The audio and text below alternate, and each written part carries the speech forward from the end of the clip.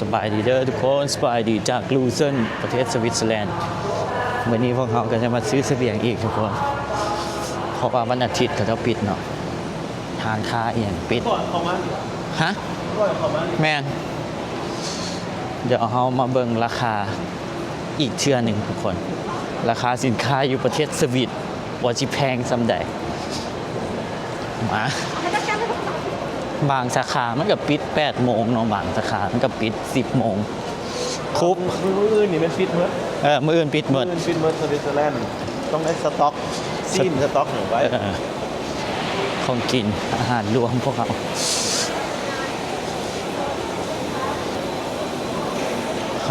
อันห้างนั่นซูเปอร์มาร์เก็ตนี่มันอยู่สถานีรถไฟนะทุกคนบรรยากาศตอนนี้ก็คึกคักอยู่นอกฝนตกเนาะสันลุมอ่ะ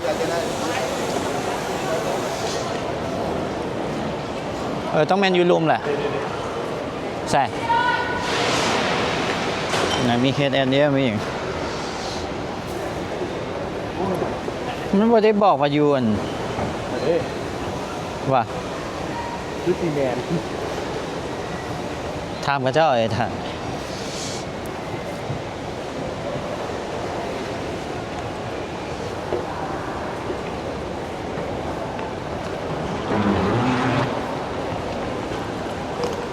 ใส่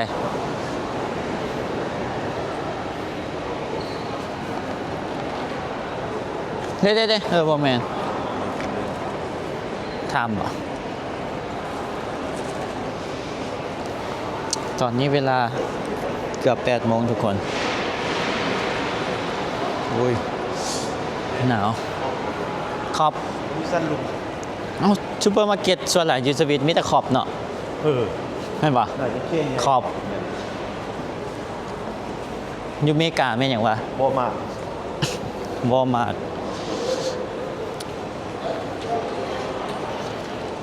าคอสโก้เป็นสำหรับพวกร้านอาหารพวกแบบซื้อแบบแมคโครสินะแพ็คใหญ่ฟิลแมคโครเดี๋ยวง่ายเลยนี่ปิดเป็นระเบียบขนาดไหนมันก็เขียนป้ายบอกเด็กเปิด6 โมงเช้าฮอต10 โมงแรง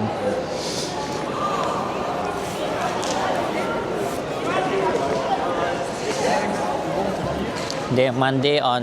to Saturday วันจันทร์หาวันเสาร์วันฉิดวัน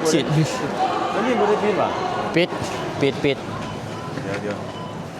ฮอต Saturday Sunday มันปิดเด้เขาเอาถุงมาใส่นะทุกคน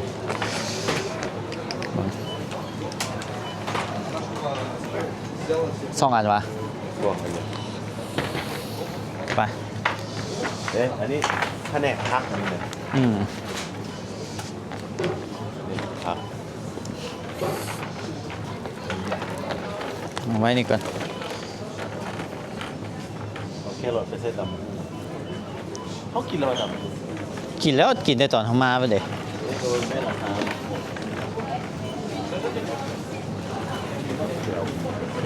เอาเบียร์ก่อนเนาะ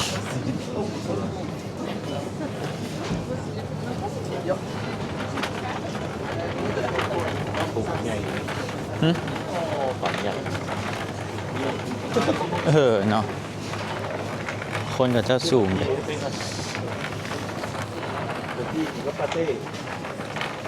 เอาไปกินกับปาเต้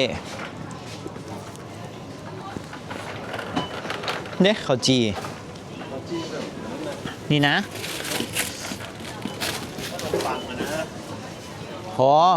มีเห็นอยู่เขาเห็นอยู่เป็นแซนด์วิชเห็นตัวเห็นผ่านตาอยู่ได้ดีเท่าไหร่ 4.3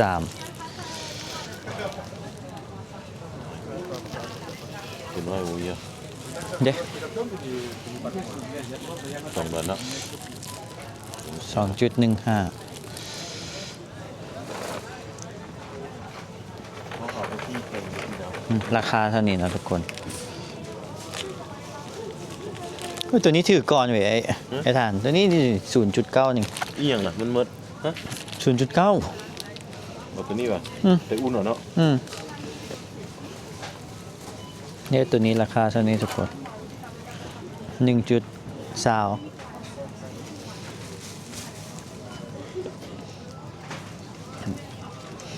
ตัวนี้ถือก่อนเบิ่งไข่ไก่กับเจ้าดูอันใดนี่ อันนี้เอาไปนั่นเอาไปอบ เอาไป เดี๋ยวว่าใส่เตาอบได้ มันตัวนี้คือว่าถือก่อนวะเกรดบอกว่า ตัวนี้จะอบเหมือน เกรดเอาไป2 อันเบิ่ง2.6 แต่อบเป็นของจีลาวเลยนี่ของ ว่ะ จีที่ว่านั่น เอาตัวนี้เอา ได้ค่อยได้กินสดเลย เนี่ย ไป ราคาเท่านี้เขาจีตัวนี้เบิ่งไข่ไก่เบิ่งแพงบ่วะ ไก่นะไข่ไก่เท่าไหร่ ได้ 4.2 10 หน่วย 10หน่วย อ๋อ 4.2 แสนปลาย เซนห้า แสนห้าบุญเดย115,000บุญเดยไรแพงเนาะไข่ เป็นเบิ่งเบสิกไข่หั่นแหละเบิ่งขาของซีบ ขนาดไข่เลยทุกคน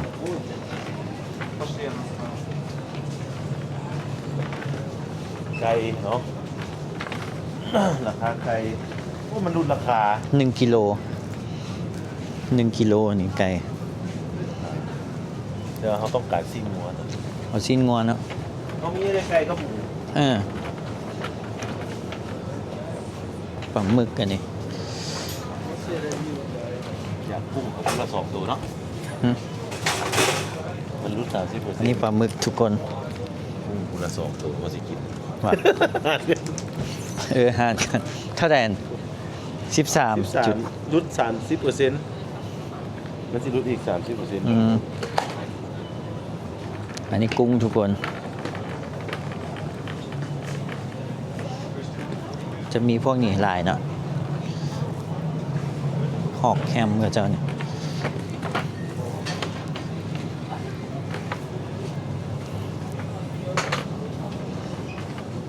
สิ้นงัวนี่ว่ามีตัวบดเนาะเอาแบบพวกเหนียวดิ 40นะ ว่า แพง แพงเนาะปอ40พุ่นน่ะ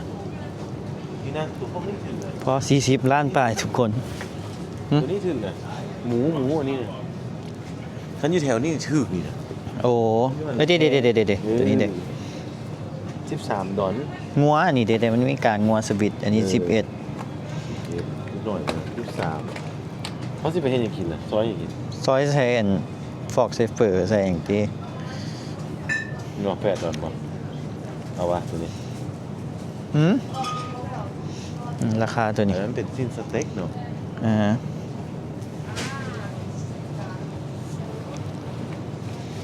เท่านี้แหละเอากล้องนึงอ่ะ 13ใช่ไหมคันเฮาอันเดียว จักรามนี่ทุกคน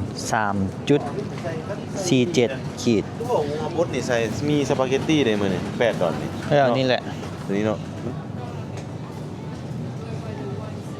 เอาตัวบดเลยงัวอันนี้ 8.5 ทุกคน เนี่ยมันใส่หรือว่าสิเอาเป็นทิ้งแบบนี้นี่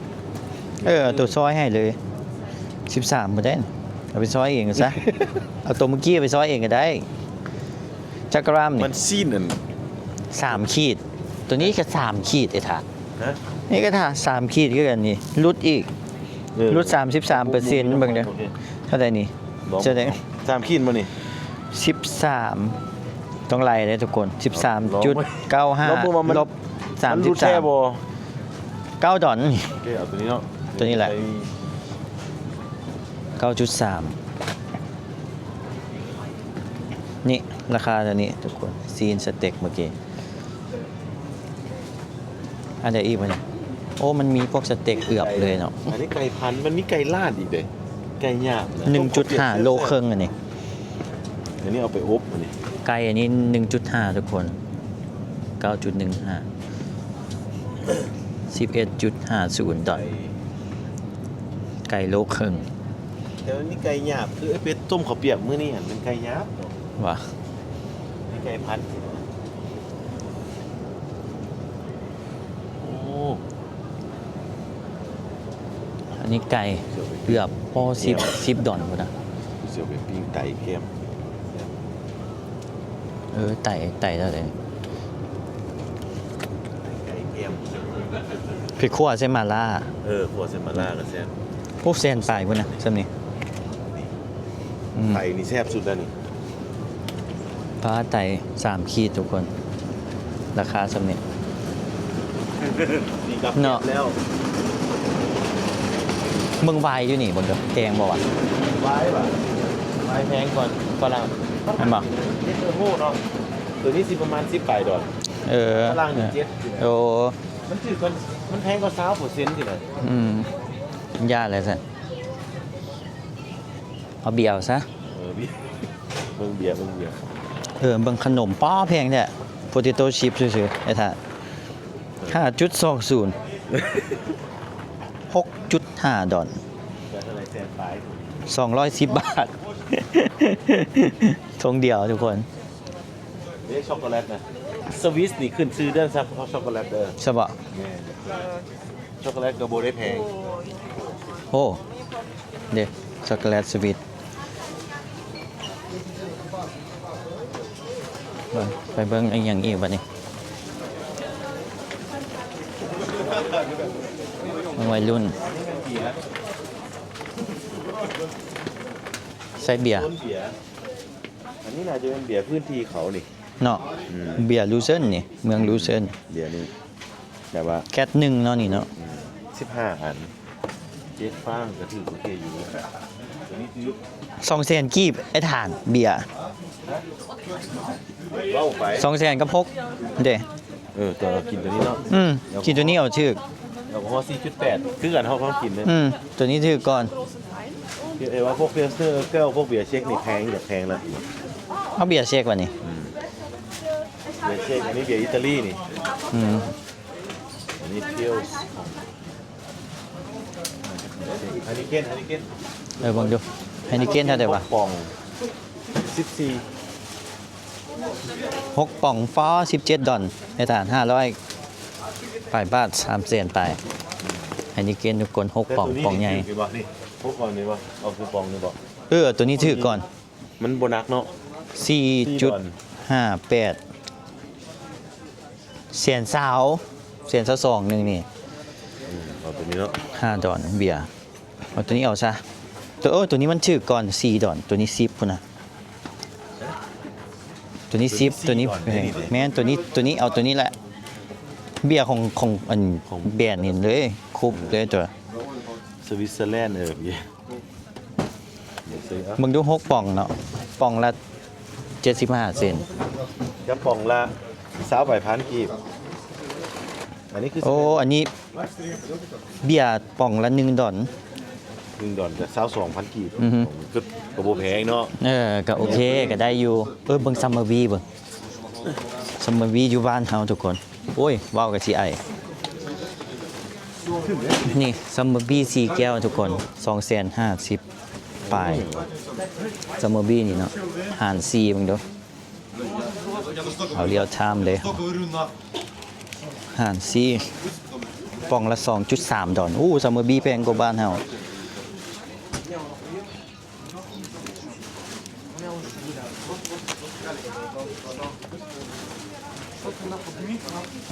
ซัมเมอร์บีบ้านเฮาถือก่อนเนี่ยท่าน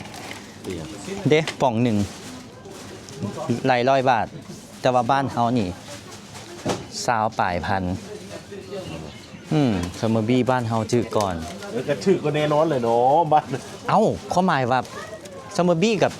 แบรนด์ แบรนด์เด้แบรนด์ยุโรปเด้ ตรงภาษีเขาแพง เนาะโคโรนาป่องละ 2.45 ไม่เอานี่ไปลองเนาะ10 ดอลเป็นอย่าง เนาะ 2.45 โอ้โคโรนาแพง โคโรนาแก้วละป่องละ100 บาท ราคาสำนี้ทุกคน แซ่บอยู่เจ้านี่แหละ ตัวนี้แหละเน้นถือเป็นหลายแท้อุ้ยท่าน เอามันถือเด้ เป็นแก๊สหนึ่งบ่ได้น ได้แหละเอาแก๊สหนึ่งไป ฮะแก๊สหนึ่ง อืม แก๊สหนึ่งเนาะ เอาแก๊สหนึ่งเปลี่ยวล่อมาก่อนเดี๋ยวท่านี้เด้อ ร้อนอย่างไรโอเคน้ำกันเลยพอได้เลยนี่ เบิดแล้วอันนี้ เสบียงเขาไม่ได้เบียร์เลย โอเคใช่ยังบ่แล้วก็เบียร์ได้เพิ่นน่ะ นี่แพงเลยลองมูมันแพงกับถึงที่ต่างกันเลย เอา แพงหน่อยหนึ่งจะได้ เอาไป แก๊สหนึ่งเอาไว้คืน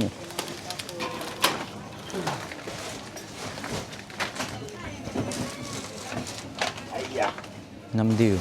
โอ้มันมีอันนี้ อันนี้ฟิลแบบ แบบซี่ที่ว่าเบา อันนี้น้ำของห้องว่าน้ำดื่มเนาะมันนี่อันนี้น้ำดื่มมิเนอรัล ๆน้ำแร่ อันนี้น้ำอันนั้น เขาคือแพงแถว6 ดอลลาร์บนนะ เอาน้ำอันนั้นโซดานี่นะโซ โอ้ ดาอิตาลีโซดาฝรั่งดังได้ตัวนี้ โซดาทุกคนนี่ราคาเท่านี้ป่าแพงเอาเรื่องเบิ่งอย่างอีกวะ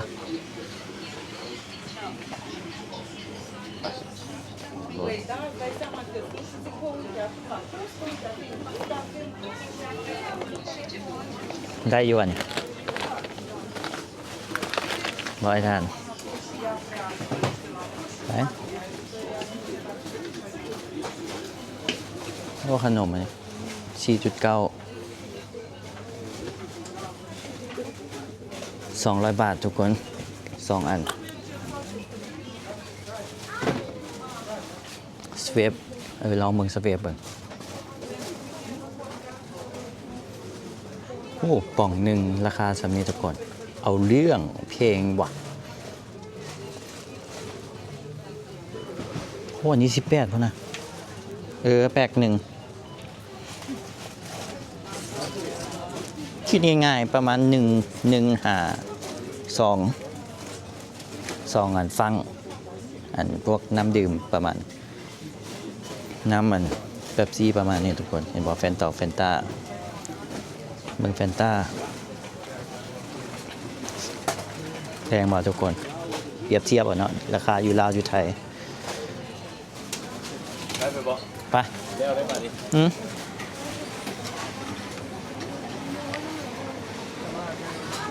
พวกประเทศไทย ฮะใส่ค่าเบียร์ใส่ พวกนี้ครับเบียร์ Ik had het gevonden, maar dat blauw altijd. Nou, wij จะแพงก็หน่อยหนึงดีดขึ้นหน่อยหนึง niet geinen. Wat ik zeg het je als nooit dat je vrouw เป็นกระแพงอยู่ได้3 แพงได้3.95บนน่ะ 3.95ก็ปองน้อย ได้ราคาแสนปลาย Session IPA แบบว่า IPA พวกฮอปหลายๆนี่ก็ อ๋อตัวนี้ค็อกเทลไอ้ถาดนี่น้อยหนึ่ง แพงแน่นอน แพงได้นี่ พวกนี้คราฟได้นี่พวกนี้ นี่ราคาจำนี้ โอ้ไปมันคล้ายเขาแล้ว ไป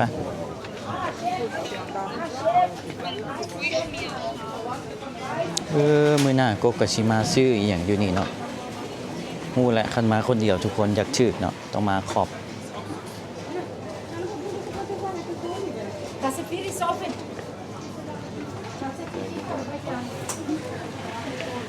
ขนมสดๆมันก็มีเนาะไอ้ด่านเนาะ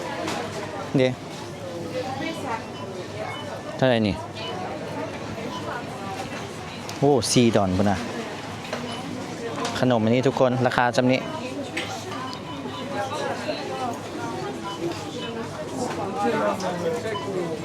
นี่ก็เลย แพงขนมเป็นแสนพุ่นเบิ่งคนกับเจ้างามเลยทุกคนเบิ่งผู้สาวเห็นปะงามนะ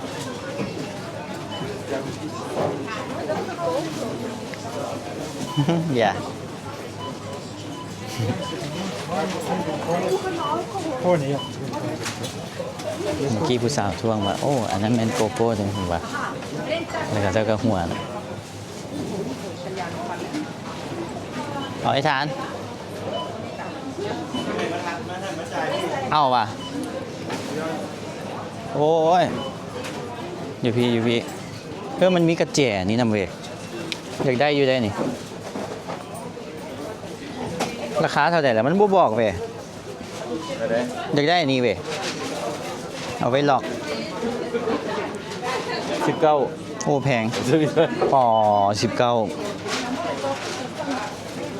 เอาหา500,000 บาททุกคนอันนี้อันล็อกแพงแถวว่ะอันนี้เท่าไหร่เบิ่ง33ตัว5นี่เชี่ยแพงนี่ทุกคนราคาอันล็อกอันนี้เป็นของต้อนจากสวิตเนาะกบน่าจะบ่มีอย่างไปต้อนแหละมีแต่หู้ไปต้อนเนาะเพราะว่าพวกนี้กับแพงเลย5แมกเนตอันนี้อันติดตู้เย็นทุกคนเชี่ย5.50 ราคาเท่านี้ต่ออันเบิ้งบิ๊กเขาเจ้าเท่าไหร่เนี่ยราคาบิ๊กทุกคนนี่ราคาบิ๊กก้านหนึ่งตัวนี้ก้านหนึ่งโอ้โหอันนี้ถึกสุดเลยได้นี่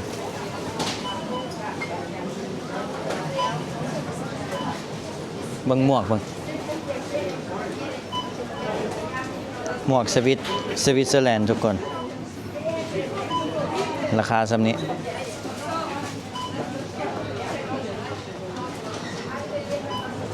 อันนี้ตุ๊กตาทุกคน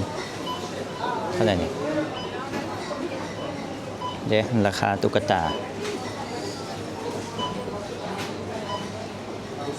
กบจะบอกว่าตัวเลขเนาะทุกคนให้ทุกคนเบิ่งเอาสกุลเงินลาวกีบไทยดอลลาร์โอ้อันนี้แมกเนตผ้าแมกเนตตัวนี้ราคาจำนี้ทุกคนอันติดตู้เย็นเอาเรื่องว่ะมาเบิ่งขนมเขาเจ้าบนฟิชเชอร์แมนเท่าไหร่ฟิชเชอร์แมนอ๋อกับโบแพงหลายทุกคนฟิชเชอร์แมน40 บาทกับแพงกว่าเซเว่นบ้านเฮาหน่อยหนึ่ง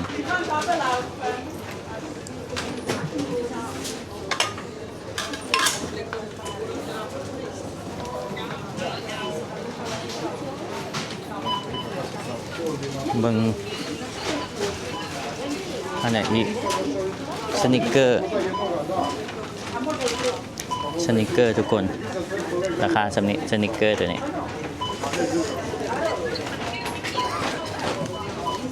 ขนมอมจุบประจุบนี่ราคา18,000ทุกคน19,000โอ้แพงอยู่เลยอันเดียวเองได้นี่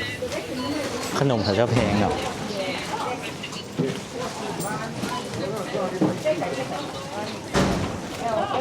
มีแต่เบียร์เลยเนาะพี่ลึกไป ซีนกุ้งไอ้ของแก้มอันนี้นะ ของแก้มอันนี้ ใช่แบบขั่วหรือว่าปิ้ง อ๋อหวานปากเลยได้นี่ตอนนี้ เนาะ อันนี้เอาออกไปบ่ได้ ว่ะเขาบ่มีถุงใส่ให้เนาะ เดี๋ยวพ่อส่งเข้ามาดิ Why I said cheese well. ฮะเราเว้าอีหยังเมื่อกี้นี่ Cerote, cerote, เอาเลือดเอาดอนถือแล้ว มาเฮาสิจับเบียร์มามันหนักก่อนเว้ย Rocky. เดี๋ยว มาสิเอามาอีก กอดไปเลย เอาได้ เอาห้ามกันห้ามขัน ได้แล้วนะนี่เอาใส่ในมาหิวกันบัดนี้ ห้ามกันตัวนี้ บ่เท่าใดอาจารย์70เท่าใด ไปให้อีกกี้ Ce ne va tenere allora. 70.25 ฝรั่ง ไป แต่ประมาณ100 เหรียญ Case ประมาณ100 ดอล Madame Sagiao the night. Sì, so. เหมือนฉันก็ใส่เลยตัวเสิวางเลย ได้ไหม ไปมันบ่ขาดเนาะอันนี้เอามาจากฝรั่งว่ะนี่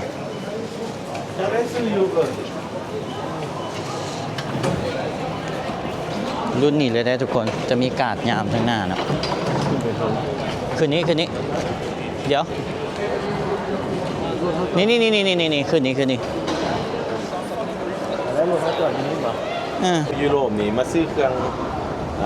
เขาเจ้าจะบใส่ถุงยาง โอ้ เขาเจ้าจะให้ซื้อถุงผ้าถุงยางเป็นถุงหิ้วเอง เอามาเอง เขาบอกสั่งก็ได้ซื้อสินะ เออ แพงเติมแต่ว่าเห็นว่าพวกมาตลาด พวกคนพื้นที่เขาจะซื้อไปเลยหรอเขาจะ เวลาเขามาตลาดเขาเอาถุงเขามาเอง แม่นเด้เนาะ มันพวกยุโรปนี่มันค่อนข้างซีเรียสเรื่องโลกร้อนนะ เข้าใจปะเรื่องเซนซิทีฟเรื่องพวกนี้ ดีนะฮักโลกเนี่ยมันฟิวเดียวอันแมคโครเนาะ แมน เอาล้อมาแล้วก็เอาขึ้นรถแล้วก็เมื่อเองบ่มีถุงยางใส่ อันนี้เป็นสถานีรถไฟที่ห้องขี่ สถานีลูเซิร์นนี่คักแดด ยูเซอร์นี่แหละเมืองที่ว่าสะดวกสบาย มันใกล้แหล่งท่องเที่ยวหั่นนะพวกคือเจเนวาพวกโคเจนีวาอย่างนี้นะ เจนีวาตัวเมืองนั่นตัว อันนี้ลูเซนมันจะอยู่ใกล้แถบตีนภูแบบนี้ขนาดว่าเขาไปลองท่องเที่ยวแหล่งท่องเที่ยวมันจะอยู่แถบอินเทอร์เกนนี่จะอยู่ จะนั่งรถไฟไป นั่งรถไฟไปสินะ แต่ว่าไปแหล่งท่องเที่ยวอินเทอร์เกนนี่ก็ต้องนั่งรถไฟ แมนต้องนั่งรถไฟแบบสิแต่ว่าขับรถก็ได้ แต่ว่ามันค่อนข้างกันดารแต่ขับได้หั่นแหละแต่ว่าจะต้องมีตีนรถที่ว่า สโนว์ สโนว์ไทยเพราะมันสโนว์เด้คือมื้อนี้แหละสโนว์ตกเนาะ โอ้ตำรวจกักอันนั้นรถล่ะ ฮะ ตำรวจคุณอันนี้เห็นอย่างมันจอดผิดดินี่มันว่าให้จอดแล้วมันมาจอด จอดโลเลบ่ได้เลยอยู่ยุโรปไปกลับไปฝนจะตกยิบๆทุกคนมา